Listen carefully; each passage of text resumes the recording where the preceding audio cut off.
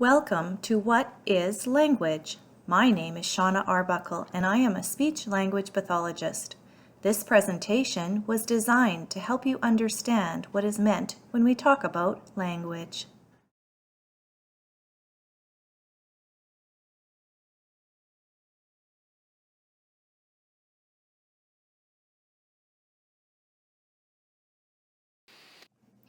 Language is any symbol system used by humans to communicate with each other. Some examples would be English, American Sign Language, German, French, and Spanish. Each language consists of three parts: content, form, and use. Content includes vocabulary, labels for items in their world, concepts, and categorization. Form includes sentence structure, sentence length, and sentence complexity. It is important to remember that children need approximately 50 words or signs in their vocabulary in order to put together a two-word or signed sentence. And lastly, use is how the language is being used: to ask questions, to request, express wants and needs, to describe things. Learning language has a direct impact on learning to read and write, as well as academic success.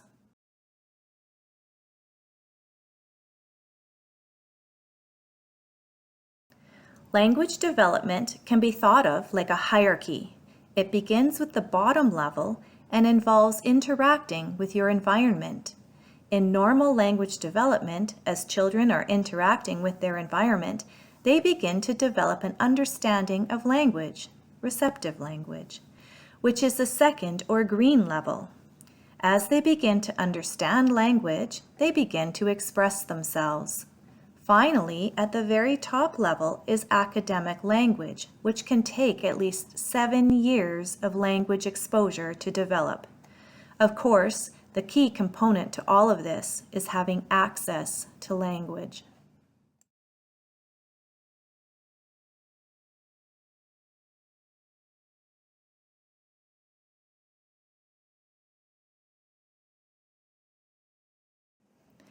We can also use a hierarchy when looking at developing literacy. This pyramid was adapted from Shari Robertson's hierarchy. Again, at the very foundation is receptive language.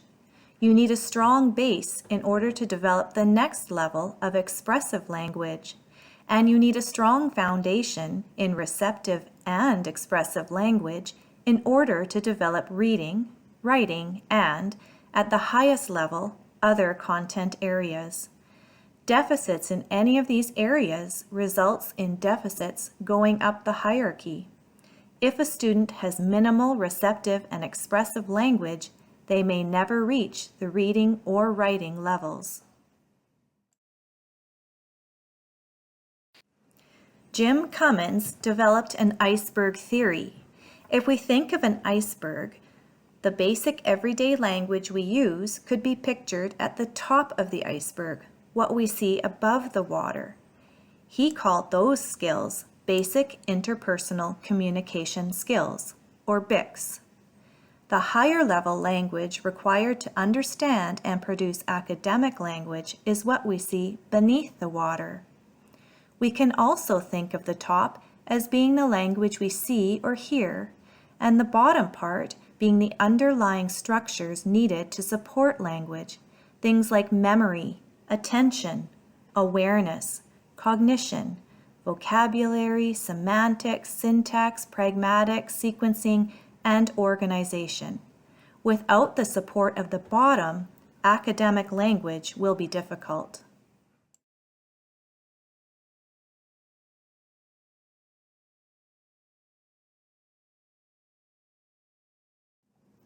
Language consists of both receptive and expressive skills. Receptive language is your understanding of language. When we are looking at receptive language, we will often ask students to show me or point to. Expressive language is when the student is required to provide or express an answer. Those tasks would ask, Tell me what this is, or what is. Receptive skills develop before expressive skills, so students often understand more than they can express or tell you.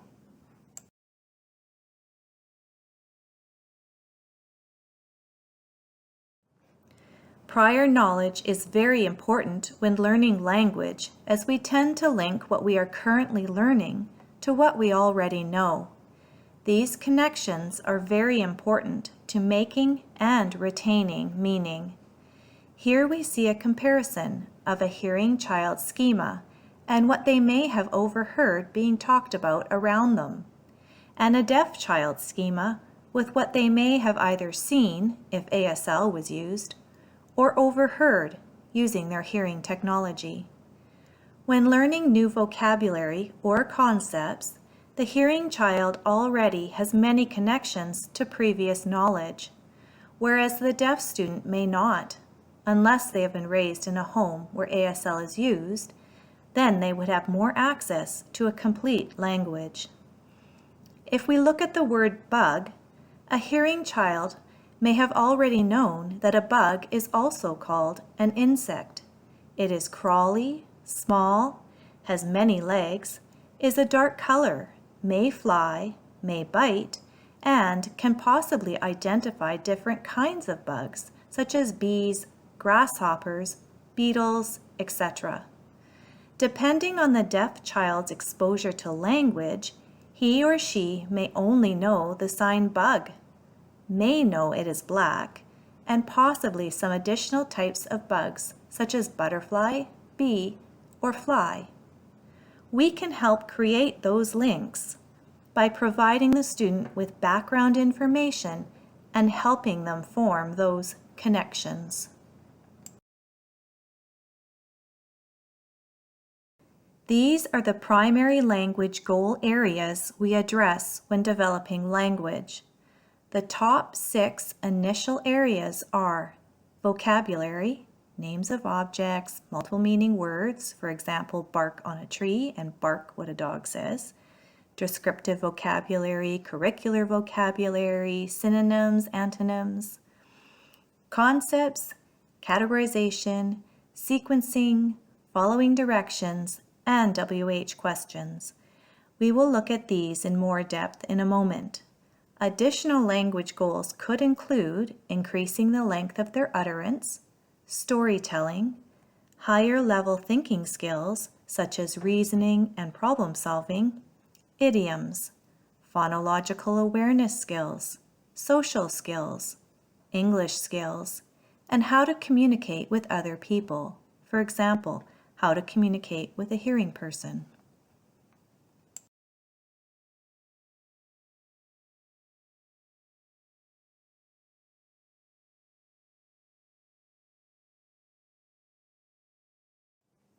When we look at vocabulary, it can be broken down into several different areas. We can look at associations, how things go together. For example, shoe goes with sock. Functions, what items are used for. For example, a brush is used for brushing your hair. Categories, sorting items into different groups and name them. This is really important for organizing language. Many students have just learned a sign or a word here or there, and it's hard to make connections. We are teaching them that items have similarities and can be grouped together. This is also an excellent tool for teaching new words. You can teach all the fruits together, all the farm animals together, all school items together. We can also look at attributes, which is describing items. For example, hard, soft, furry. Comparisons, how items are the same and different. Synonyms, words that mean the same. For example, tiny and little, hat and cap, mum and mother. Antonyms, which are opposites, hot and cold, tall and short. Definitions, defining words. This is a good task for older students. Exclusion, What doesn't belong and why? Multiple meaning words. Words that have more than one meaning. For example, the word saw. I saw you with my eyes. Or, I can saw the tree. Another example is can. Can you do this? Or, soup comes in a can.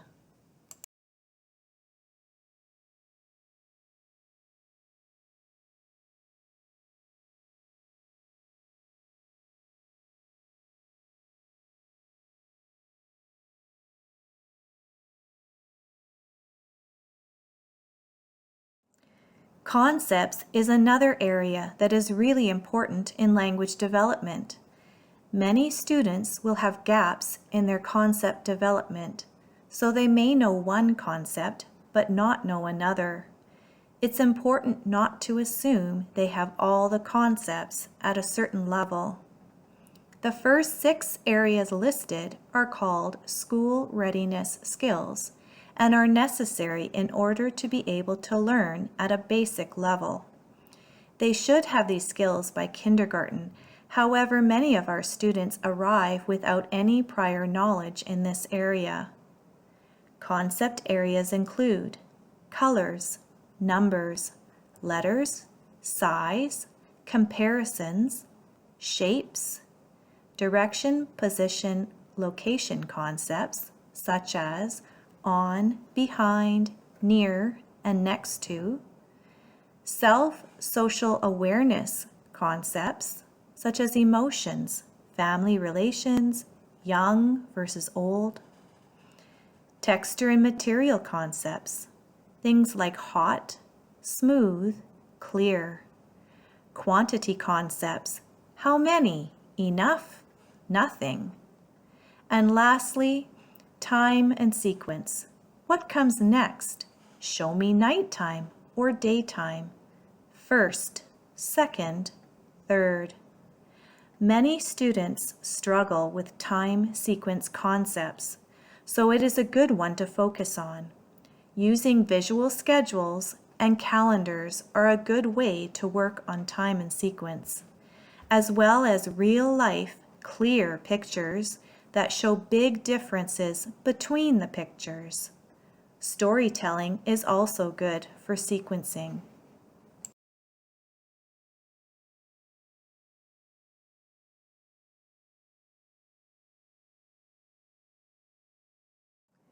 Concept development occurs in a specific order regardless of the language being used. A child raised in a home where ASL is used from birth will show the same order of concept development as a hearing student raised in a home where English, Spanish, French, or German is used. Normally, there are ages associated with these levels. However, because these ages don't apply to many of our students due to later exposure or incomplete exposure to language, I have labeled them as stages instead. As you can see, following simple directions using in and on develop before using quantity concepts such as empty and a lot. It is really important to communicate with a child at their level or just slightly above, or they won't understand you. Literally, get down so you are eye to eye with the child, as opposed to standing over them, and communicate using the language level they will understand.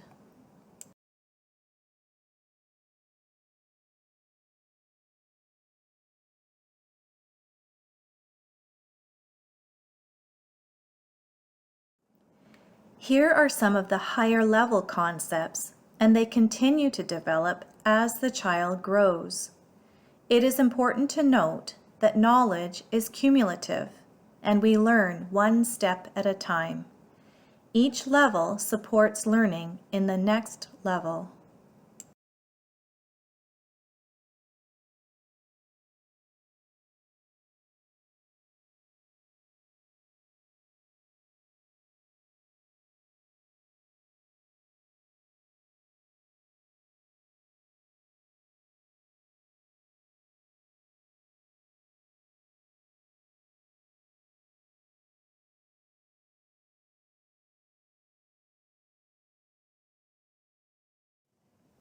The next primary goal area we would focus on is categorization or classification. The ability to classify is a basic cognitive function that enables students to organize ideas, sequence them, and think about them logically. When students don't have these skills, their language is often random and disorganized. These skills are the foundation for all abstract thought. It involves the ability to sort objects into sets based on attributes or descriptors and compare similarities and differences between them. This skill can be used for something as simple as sorting wild animals versus animals that live on a farm, or something more complex like comparing different levels of government.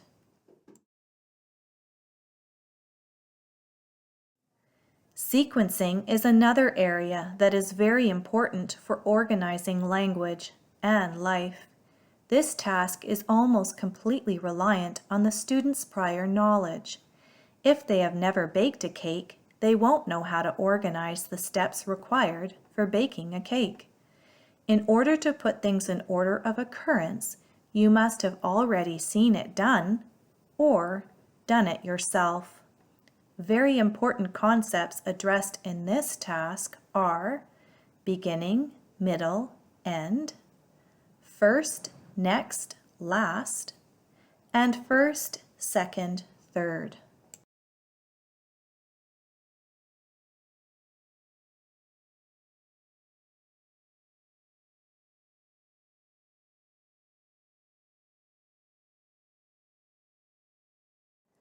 Following directions is a necessary task both within the classroom and in everyday life. Following directions in a noisy or visually stimulating room can be very challenging for a deaf or hard of hearing student. It involves hearing or seeing, understanding, and remembering a set of instructions presented in a specific order or sequence. Our students may have difficulty following directions due to a breakdown in one of the following areas. They cannot hear or see the speaker. They may not understand the language, so the vocabulary, concepts, or grammatical structures used in the direction, or they may not be at a developmental level to remember the number or the sequence of the directions. ASL requires visual memory, and spoken English requires auditory memory. Working memory, being able to hold on to information to solve a problem, is required for both languages.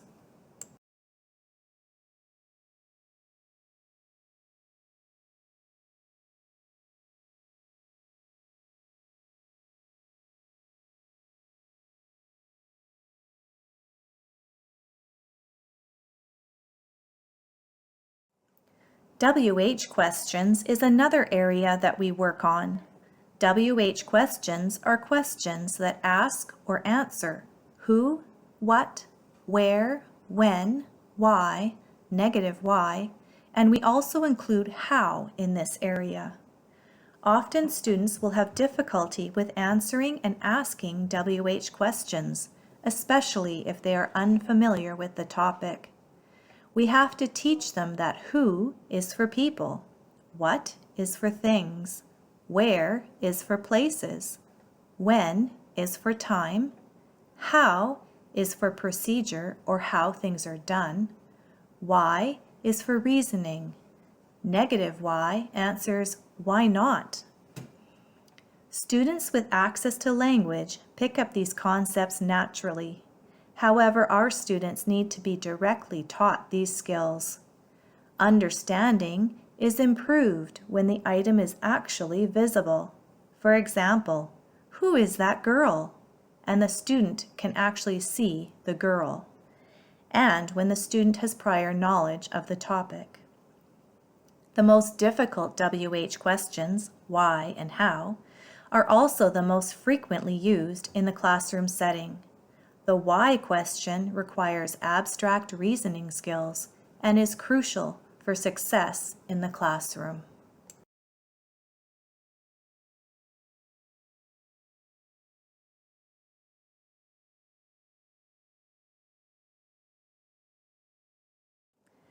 Similar to vocabulary and concept development, questions are also developed in a hierarchy where some questions are easier than others. These slides show examples of questions at each of the levels. Level 1 is very concrete and visible and asks questions such as, "Find one like this." "Show me what you saw or heard." "What is this?" Level 2 is a little more abstract but still uses items that are visible. "Find one that can write." "What is happening in the picture?" Who, what, or where questions. How are these different? Name something that is a fruit.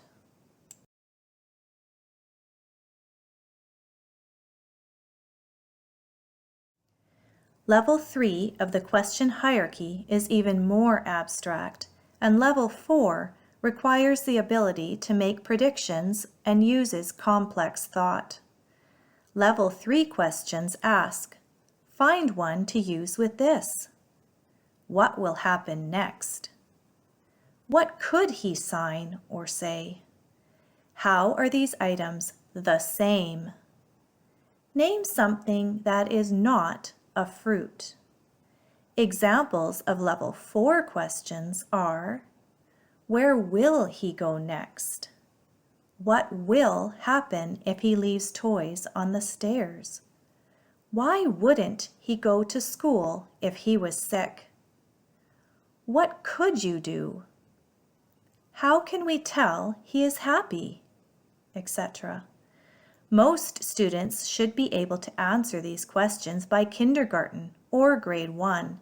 However, our students are often still working at the lower levels. It is very important to be at the child's developmental level.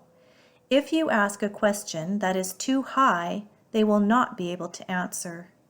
You may want to keep a copy of this chart handy when working with the students. If you are asking a Level 3 question and they cannot answer, try choosing a Level 2 or 1 question until you find the right level for the student.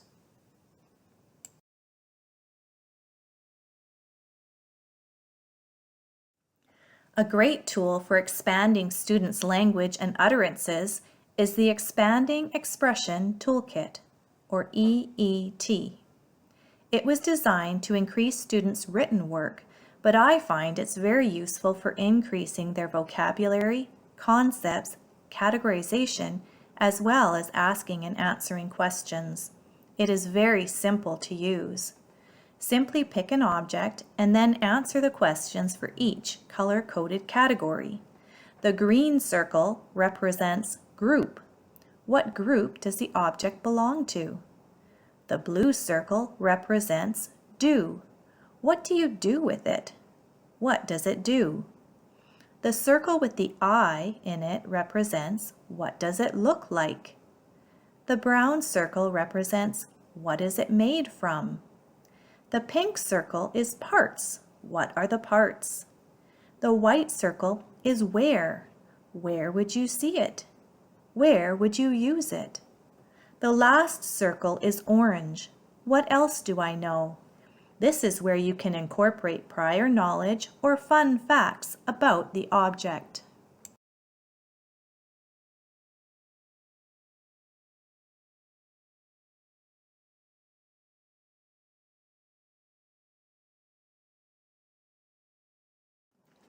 Here are some examples for the green group. What group do I belong to? The item could belong to clothing, animals, food, people, places, toys, transportation, or any other group you can think of. Here are some examples for the blue do group. What do I do? What do you use me for? The item could be to play with, to eat, to wear, to run with, to travel with, or any other example you can think of.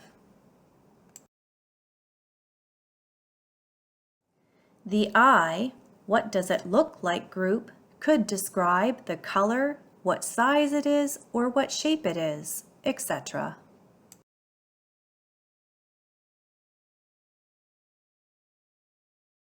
The brown made of or from group addresses what the object is made of. Some examples could be paper, glass, wood, plastic, or any other substance that applies to that item.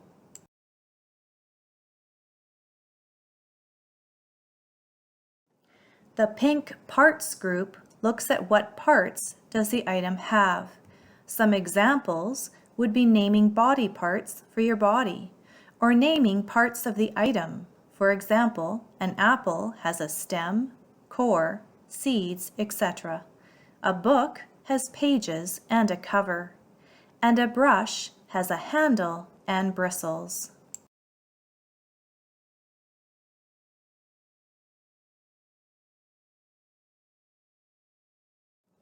The white where group addresses where do you see me? Where do you use me? Where do you find me? Some examples could be in the home, in the city, at school, at a farm, outside, or any other place that is appropriate.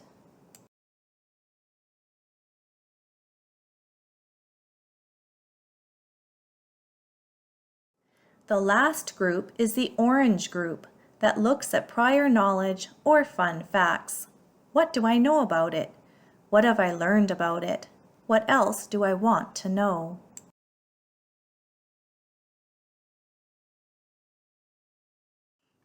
Here is an example of how to use the Expanding Expressions tool, or EET, for a spider. Green, what group does it belong to? It's an insect. Blue, what does it do? It spins a web. Eye, what does it look like? It's small, round, black and brown, and has 8 legs. Brown, what is it made of? Whatever spiders are made of. Pink, what are its parts? It has eyes, fangs, legs, a thorax, abdomen, spinneret, and pedipalps. White, where do you find it? On the ground, on leaves. Orange, what else do I know? Perhaps they've held a tarantula before. They can bite, etc.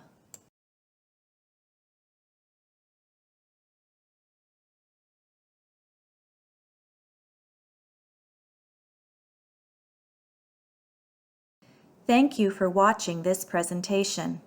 I hope this has helped to give you an overview of what language is and all the different areas you can work on when addressing language.